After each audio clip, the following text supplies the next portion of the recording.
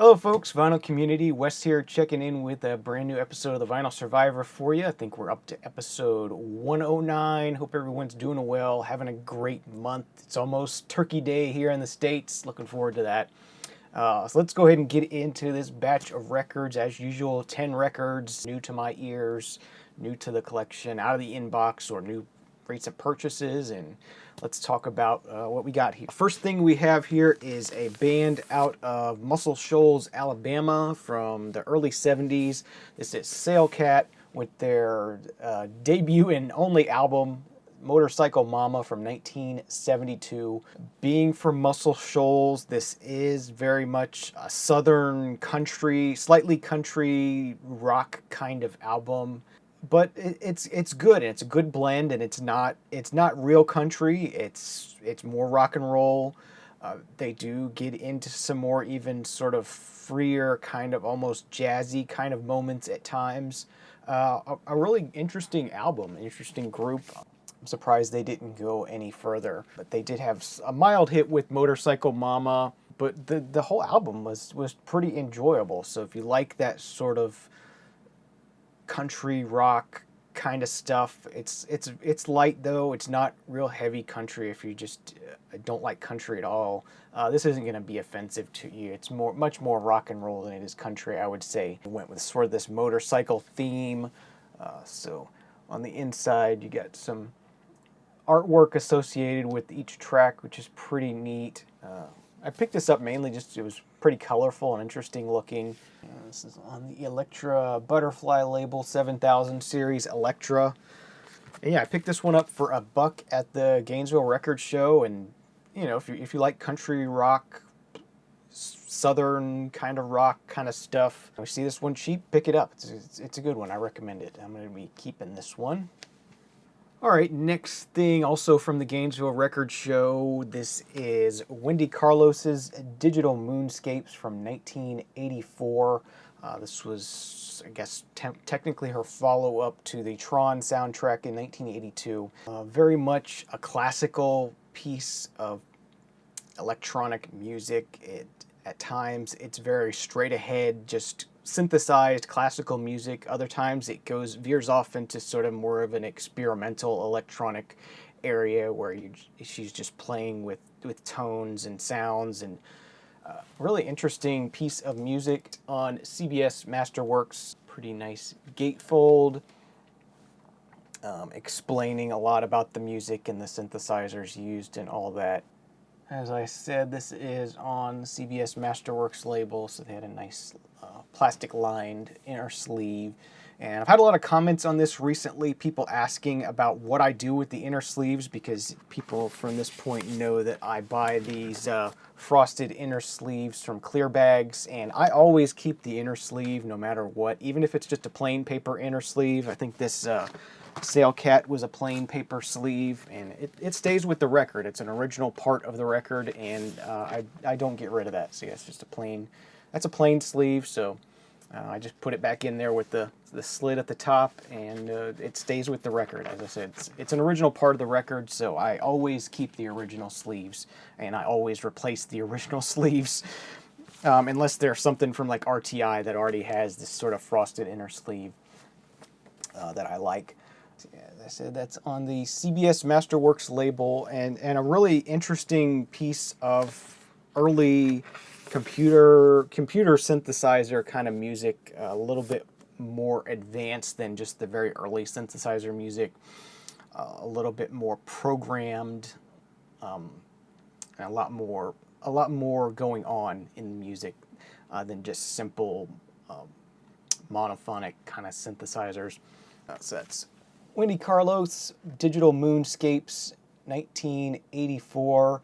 Probably, I guess, the first time she was known as Wendy Carlos on a record, so that's pretty cool.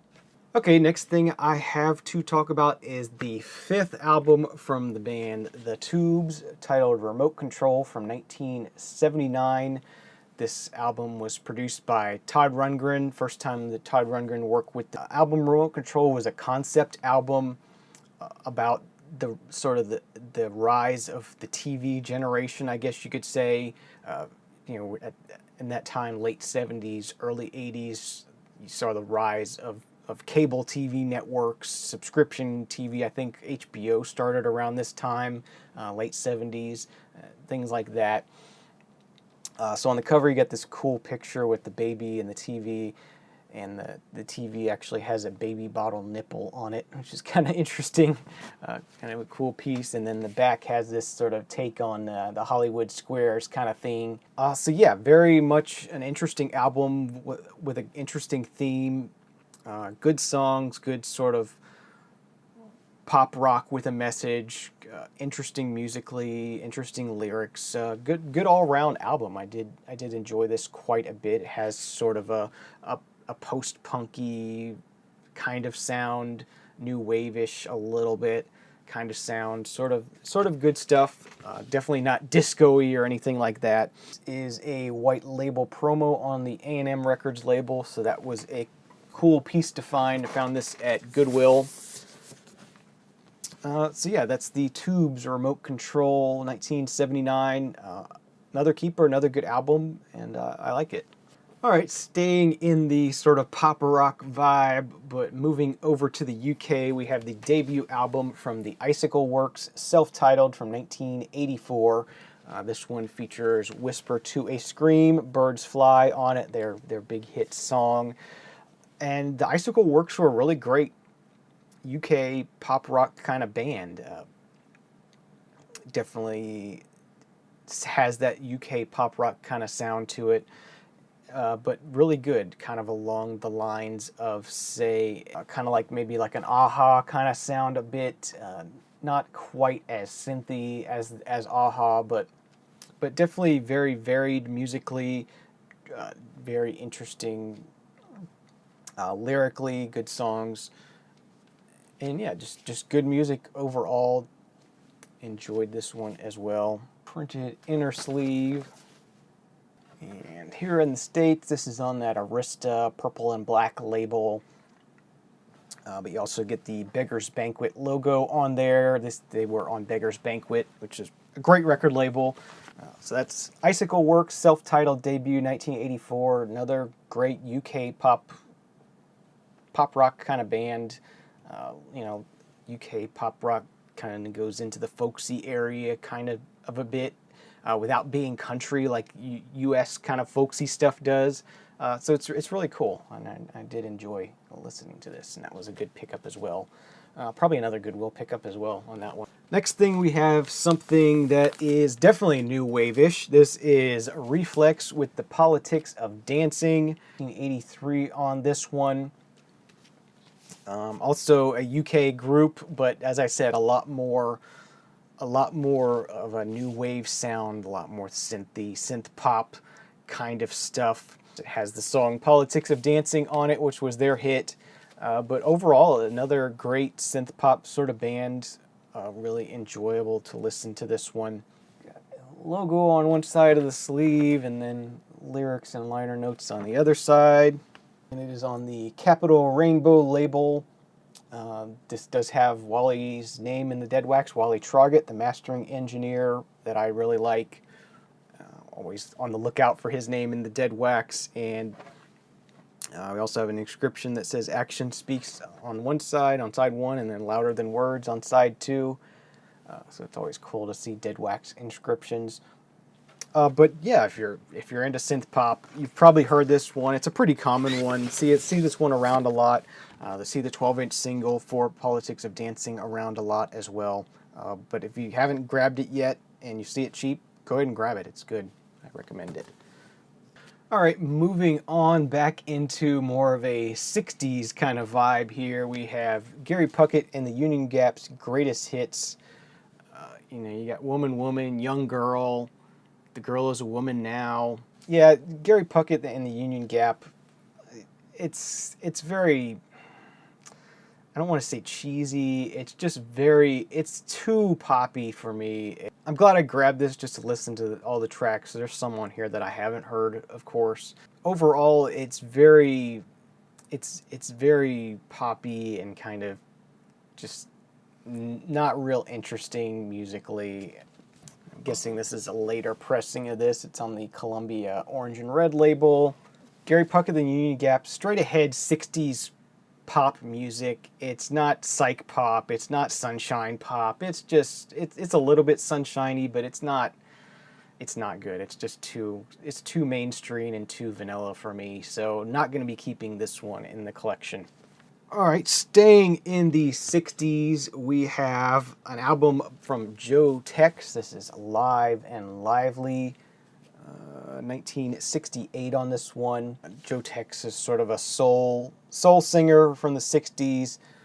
And this is a live album that it's like almost too live. I think they're trying to recreate what it would sound like to be there, but overall you just get really poor quality sound. So yeah, this one just was not real interesting to me. He's kind of more of a lovey-dovey kind of soul singer anyway, not really the kind of soul I like that well anyway. It was an interesting listen. It's a mono pressing on the Atlantic Plum and Orange label. Don't see that one too often. This one does have some condition issues as well. Another reason why it won't be staying in the collection. Got some scratches here and there, and some of them are audible. So that kind of takes away from the live sort of sound to it as well. So yeah, don't really have much to say about this. It just wasn't for me, wasn't to my liking. Next thing I have here is another piece of folk music from the Folk Legacy out of Connecticut. This is Aaron Mayo Muir, Ed Trickett, and Gordon Bach, Turning Towards the Morning, Folk Legacy number 56 from 1975. Some of the more well-known people on the Folk Legacy label got together and sort of did some of these songs together. Some of them are just sort of solo works. Some of them they join in with each other and play together. It's kind of like if you were to sort of meet up with these people at a folk festival somewhere and just be sitting around a circle somewhere, and they were playing songs together and, you know, bouncing off ideas off each other and you know, playing together and just sort of having a good time and enjoying themselves and sharing music with each other. And that's kind of what you get from this album, and it's a really enjoyable album for me for a folk music lover. You know, each of them bring their own sort of uniqueness to it, and sometimes others will join in, and sometimes they won't. And it's just a fun sort of, you know, that sort of folk festival, sort of small tent circle kind of vibe that has going on. Folk Legacy Black and Silver label there. And as is usual with these Folk Legacy recordings, it does come with a nice booklet that gives you the lyrics and any other kind of liner notes that the artists wanted to include about the songs. And there was the postcard you could send away for a catalog from Folk Legacy. Good folk music. Anytime you see these Folk Legacy ones and they're cheap, go ahead and grab them. I paid $3 for this at a local record store, Arrow's Aim, here in town. And I'm always happy to pick these up, and I'm always pleased to listen to them. All right, next thing I have to talk about is Michael Jackson, Farewell My Summer Love. This is from 1984, and it contains previously unreleased recordings. It's kind of like, I guess, Motown cashing in on the Michael Jackson popularity that happened in the early 80s. So you got a lot of stuff from the early to mid 70s on here. In fact, looks like all of these recordings were from 73. So interesting, sort of an early look into Michael Jackson songs, and it's definitely that early Michael Jackson sound here. It does include a poster, which was thankfully here. Upside down there.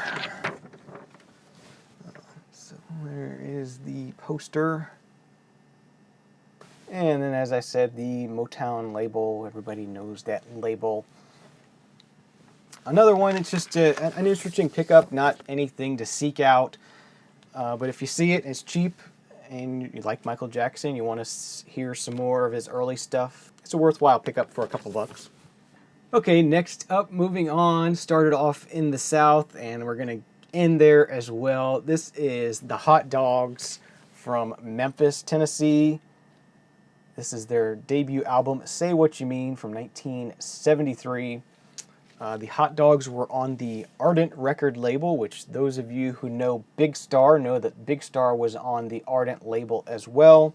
If you like Big Star, you probably will like the Hot Dogs. They have a similar sound, very much sort of a harmonious pop rock kind of sound, Beatlesque at times. Really, definitely not Southern at all. It doesn't sound like it's something from the South. It doesn't sound like country music. It's just good pop rock kind of music, and really enjoyable songs to listen to. And I really did like this one quite a bit. And Ardent was part of the Stax label, so you get a Stax inner sleeve and some cool Stax releases there. There's the Watt Stax soundtrack, some Isaac Hayes records, Staples singers. Pretty cool inner sleeve on that one. And there is the Ardent label itself. This also happens to be a promo copy of the album, which is nice. As I said, if you're a Beatles fan, if you're a Big Star fan, and you haven't checked out the Hot Dogs, I say check them out. I think you're gonna like this one quite a bit. I was pleasantly surprised with it. I wasn't sure what I was getting into with this one, but I'm glad I grabbed it, and that's why I love grabbing things that I know nothing about that just look interesting, because you never know what you're going to get, and sometimes you just find stuff that's great, and this is great. So that's a great way to end this episode 109 of the Vinyl Survivor. Thank you for watching. Thanks for tuning in. Please subscribe if you're not already, so you can be kept up to date of any new videos I make. Thanks again for watching, and remember, there are no bad records, only ones you don't like.